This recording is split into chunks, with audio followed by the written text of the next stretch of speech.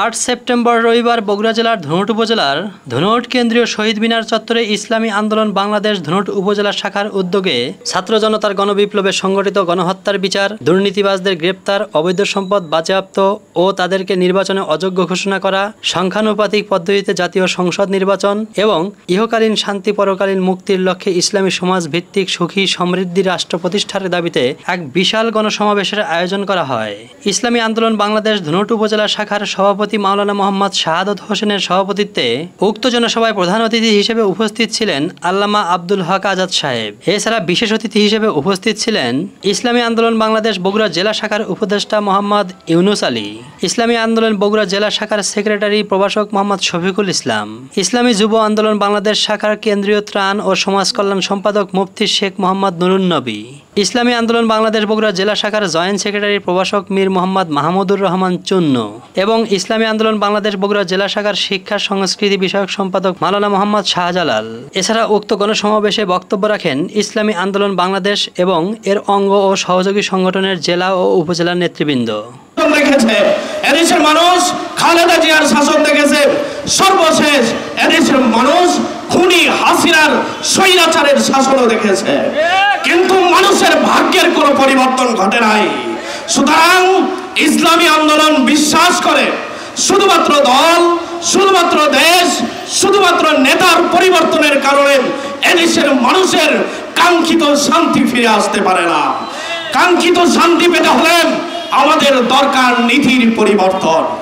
যতদিন না নীতির পরিবর্তন না হবে ততদিন এদেশের মানুষ তাদের কাঙ্ক্ষিত শান্তি ফিরে পাবে না। এজন্য ইসলামী আন্দোলন বিশ্বাস করে নীতির পরিবর্তন ঘটাতে হবে। নীতির পরিবর্তন ঘটাতে পারলেই এদেশে বিপ্লব কায়েম হবে, এদেশে শান্তি ফিরে আসবে।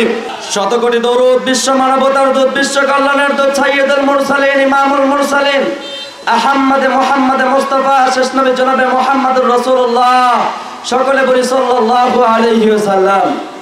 সম্মানিত হাজিরিন, আল্লাহ পাকের দরবারে লাখ কোটি শুকর যে আল্লাহ রাব্বুল আলামিন আপনাকে আমাকে এই 24 জেনারেশনে জন্মদান করেছেন।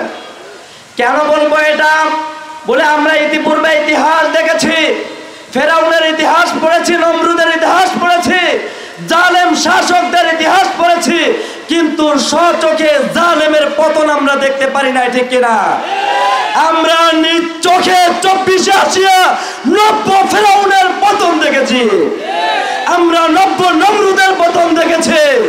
এই 90 নমরুদ আর ফেরাউন তার সাঙ্গা পাঙ্গা দিয়ে দীর্ঘ 15 বছর যাবত সমস্ত মানুষের উপরে যে পরিমাণ নির্যাতন চালাইছে, সমস্ত মানুষ তাদের উপরে ঘৃণার থুতু নিক্ষেপ করেছে, বলেন ঠিক কিনা?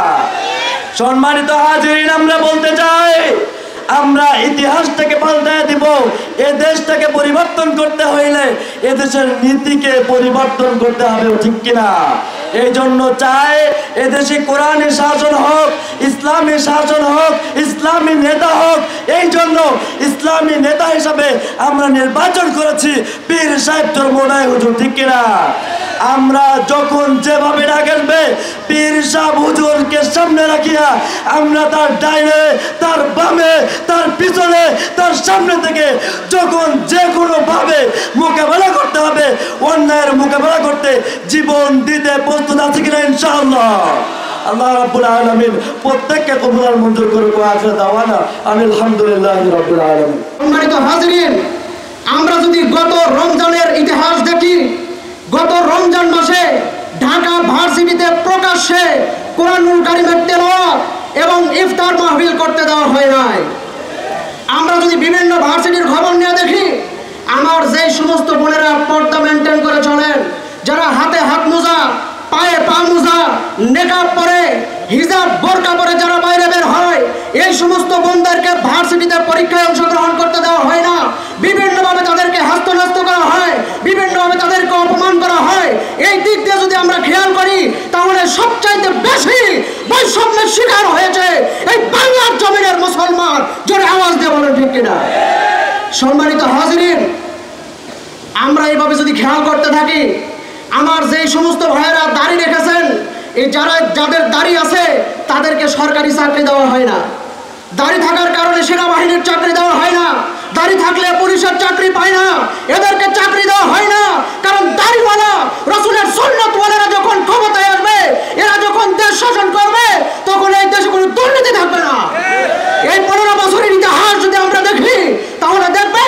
এই স্বৈর শাসক 14 গোষ্ঠীর ভিতরে যাদের আমলিকের লেশ মাত্রা নাই, তাদেরকে, যাদের 14 গোষ্ঠীর ভিতরে আমলিক ছাড়া অন্য কিছু নাই, এদেরকেই ক্ষমতা বসানো হয়েছে।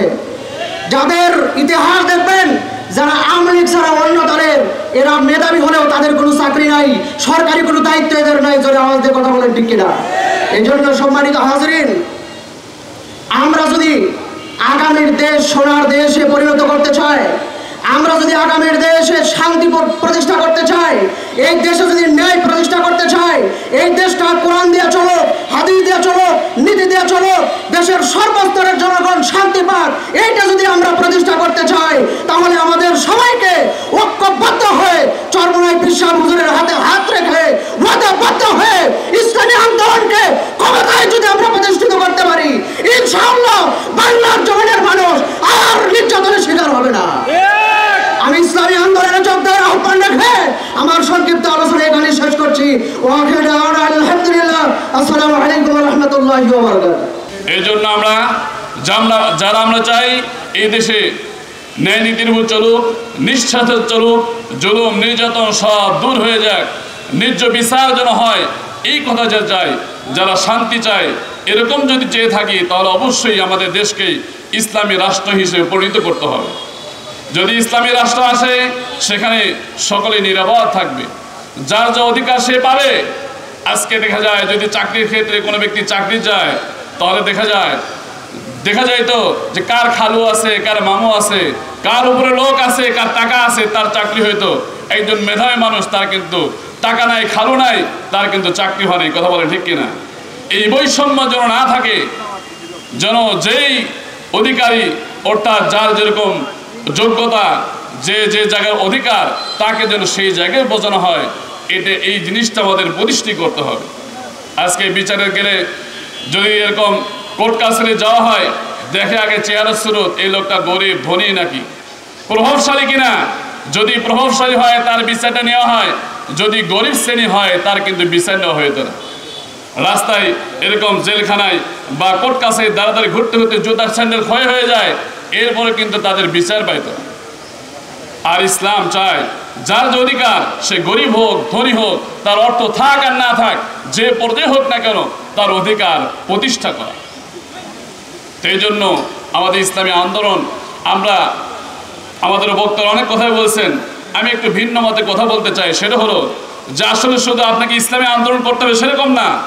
আমার কথা হলো, আপনি ইসলামী আন্দোলন ছাড়া, ইসলামী আন্দোলন অথবা যত ইসলামী দল আছে, যেটা ভালো লাগে, যারাই চায় দেশটা ইসলামী অনুযায়ী চলুক, কোরআন অনুযায়ী চলুক, এরকম রাষ্ট্রদার সংবিধানটা কোরআন হোক, যারা এই কথার উপর ঐক্যমত, এদের সাথে আপনারা যে কোনোভাবে যেভাবে পারেন সঙ্গ দেবেন, সাথে থাকবেন, কাজ করবেন, আমরা এটাই চাই। আমাদের শেখ উনিও এই কথা বলছেন যে আমরা আসলে রাজনীতি করি ক্ষমতায় যাওয়ার জন্য না, আমরা চাই এই দেশটা ইসলামী অনুযায়ী হয়ে যাক, ইসলামী বিল্ডিং হোক। এর যদি আমি ভিত্তির শেষ ইট, মাটির নিচের ইটও যদি হতে পারি, তাও আমার দুঃখ নাই, আফসোস নাই। যদি এর ভিত্তি করে যদি ইসলামী রাষ্ট্র হয়ে যায়, তাতেই আমি আলহামদুলিল্লাহ শুকরিয়া। এই জন্য ইসলামী রাষ্ট্র যারা চায়, তাদেরকে অবশ্যই যে কোনো ইসলামী দলের সাথে আপনার সম্পৃক্ত হয়ে ইসলামী যেন রাষ্ট্র হয়, এই জন্য চেষ্টা মেহনত আমাদের করা দরকার। আল্লাহ রাব্বুল আলামিন আমাদেরকে সকলকে সহি বুঝ দান করুক, এই দেশ যেন ইসলামী রাষ্ট্র হয়ে যায়, এটা যেন আমরা দেখতে পাই। আল্লাহ তাআলা আমাদের সবাইকে তৌফিক দান করুক। আমিন। আলহামদুলিল্লাহি রাব্বিল আলামিন। আসসালামু আলাইকুম ওয়া রাহমাতুল্লাহি ওয়া বারাকাতুহু।